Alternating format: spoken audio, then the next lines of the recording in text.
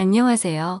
저는 40대 남자이고 평범한 직장인입니다. 친구의 장모님을 사랑하게 된 사연을 보내려고 합니다. 저에게는 친한 친구가 집 근처에 살고 있습니다. 그래서 자주 그 친구랑 술도 먹고 그 친구 집에 놀러 가기도 했습니다. 그 친구 재수 씨는 나이도 어리고 정말 예뻤습니다. 친구 아내는 항상 싹싹해서 그 친구네 집에 갈 때는 항상 재수 씨가 좋아하는 음식을 사서 갔습니다. 친구 결혼식 때 얼핏 뵙기는 했는데 친구 장모님은 정말 미인이십니다. 나이도 많이 젊어서 저랑 몇 살 차이 나 보이지 않았습니다. 나중에 알고 보니 재수 씨 아버님이 재수 씨 어렸을 때 재혼을 한 것이었고 친엄마랑 다름없이 재수 씨를 키웠다고 했습니다.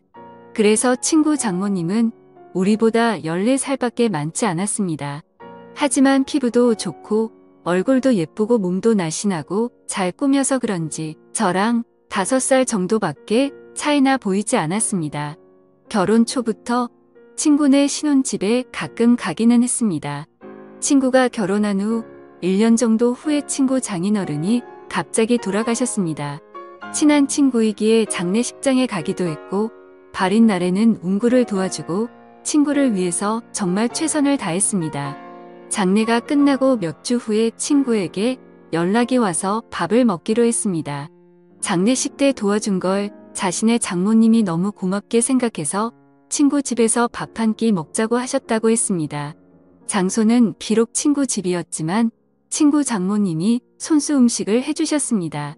나이는 저보다 그렇게 많지는 않지만 그래도 오랜 기간 주부로 지내셔서 그런지 정말 음식 솜씨가 뛰어났습니다.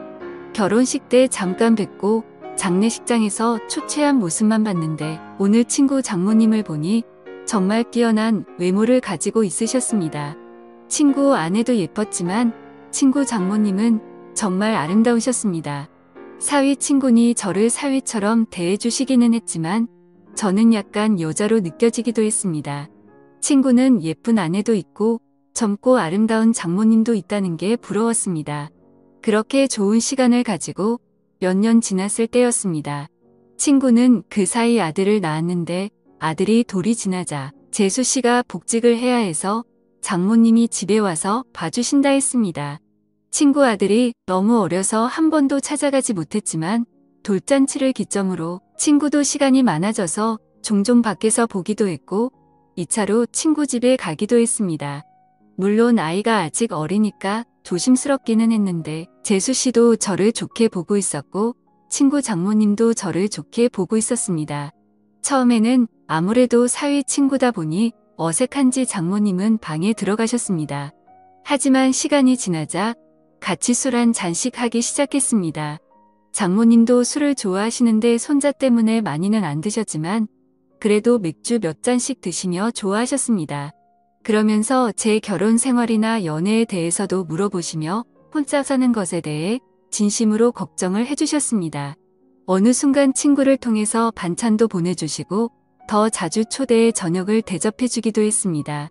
그럴수록 친구 장모님이 너무나도 괜찮아 보였고 얼굴을 자주 봐서 그런지 정이 들기 시작했습니다. 여자친구와 트러블이 많고 스트레스를 받을 때 장모님은 너그럽고 인자한 성격으로 저의 스트레스를 보듬어 주셨고 그럴수록 점점 친구 장모님이 좋아지기 시작했습니다. 집이라서 편하게 입고 화장도 많이 하지 않은 얼굴이었지만 그래도 너무 예뻐 보였습니다. 여자친구 외모와는 비교가 되었습니다. 그럴수록 틈만 나면 친구에게 연락해서 친구네 집에 놀러갔고 그러다 보니 더 자주 보면서 친해지게 되었습니다. 여자친구와는 결국에는 헤어졌습니다. 돈을 써서 젊고 예쁜 여자를 만나는 것이 더 낫다는 생각이 들었습니다. 그리고 내 마음의 친구 장모님이 한번 자리 잡고 나니 여자친구가 마음에 들지 않았습니다. 친구 장모님을 따로 만날 기회가 없었고 항상 친구나 재수 씨와 함께 봤기 때문에 제 마음을 표현하기는 힘들었습니다. 어떻게 연락처를 가지고 있기는 했지만 가끔 안부식으로 몇 번 연락을 한 게 다였습니다. 그러다 어느 날 기회가 왔습니다. 친구가 아내와 아들을 데리고 며칠 해외여행을 간다고 했습니다. 장모님에게 같이 가자고 했지만 새 식구 오붓하게 다녀오라며 자신은 좀 쉬기도 하고 친구들도 만날 거라고 했습니다. 저는 그게 기회라고 생각해서 따로 친구 장모님을 만나기로 했습니다. 친구가 여행을 간다고 한 날 연락을 했습니다. 친구 여행 가서 혼자 계시느라 심심하지 않으시냐?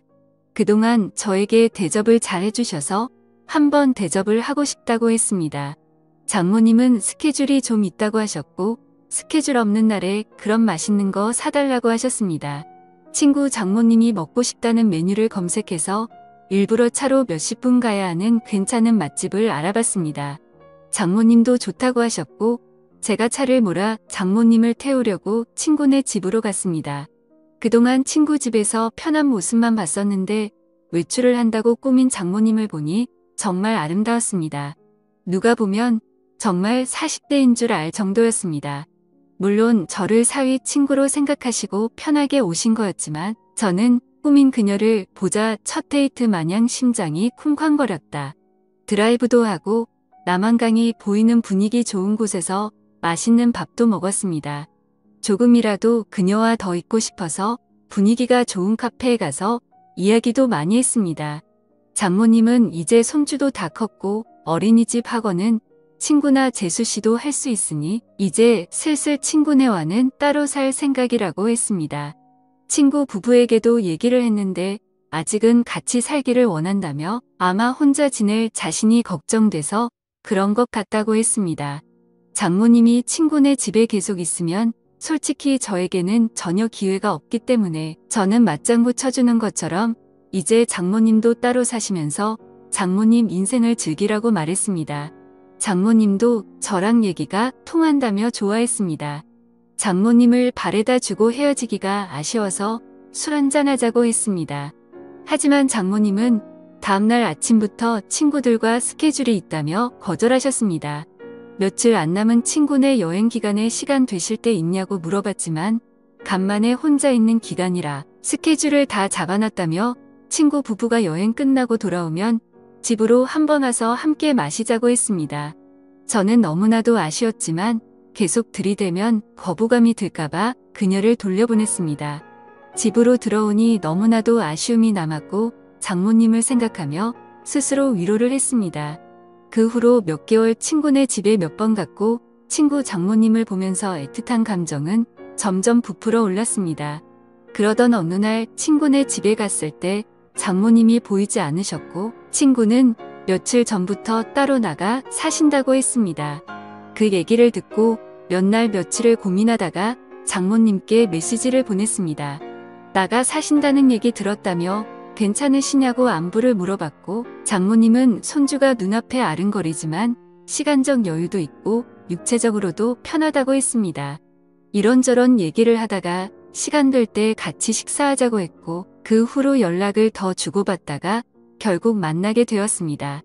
몇 주 만에 만나는 그녀는 정말 아름다웠습니다. 첫 데이트 때보다 더 아름답게 입고 왔고 그 모습에 눈에서 하트가 뿅뿅하는 걸 느낄 수 있었습니다. 우리는 소고기 집에 가서 한우를 먹으며 술을 한잔했습니다. 그녀는 다음 날 스케줄이 없다며 오랜만에 술을 실컷 마시고 싶다고 했습니다. 고기질이 좋으니 술은 술술 들어갔고 장모님도 저도 술에 좀 취했습니다. 장모님은 은근히 제 마음을 알고 있다는 표현을 하면서도 자신이 나이도 있고 관계가 친구 장모님이니 그런 생각은 접으라는 식으로 말했습니다. 그 소리에 처음에는 당황하기도 하고 부끄럽기도 했지만 나이가 뭐가 중요하고 그리고 비밀로 하면 관계가 뭐가 중요하냐며 제 마음을 고백했습니다. 어차피 이렇게 끝이 날 거면 제 마음이라도 고백해야 한다고 생각했습니다. 그녀는 제가 술이 좀 과했다며 일어서자고 했고 그렇게 그녀를 택시에 태워 돌려보내고 가슴이 너무 아파서 눈물이 났습니다. 이혼 후 정말 좋아하는 첫 여자였는데 친구 장모님이라는 이유 때문에 만날 수 없다는 생각에 가슴이 먹먹했습니다. 친구 장모님이 아니었다면 만남조차 없었을 수도 있겠지만 그렇게 몇 주간 너무 힘든 시간을 보냈습니다. 그러다 술에 취해 그녀에게 연락했습니다. 정말 좋아하고 잊으려고 노력해도 잘 안 된다고 한 번만 더 만날 수 있냐고 진심으로 고백했습니다.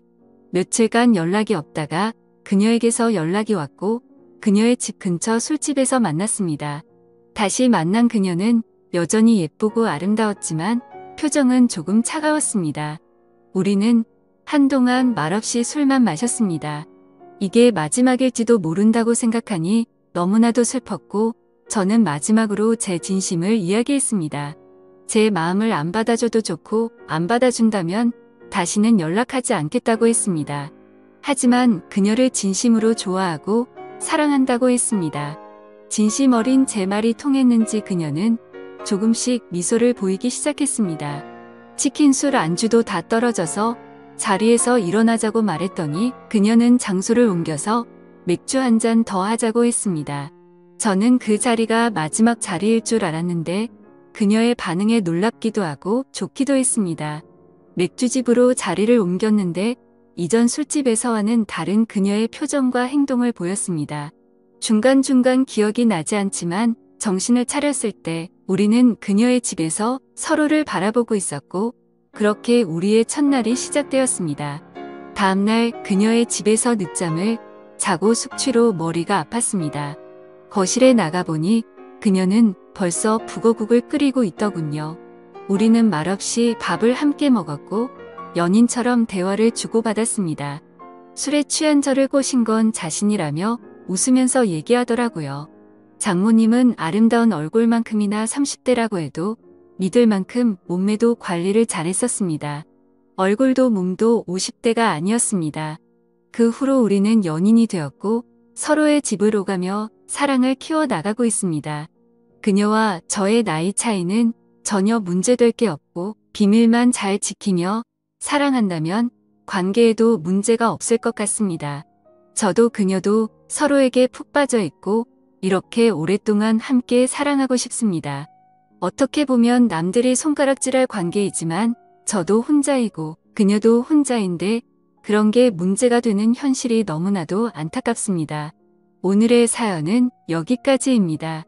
긴 사연 끝까지 읽어주셔서 감사합니다.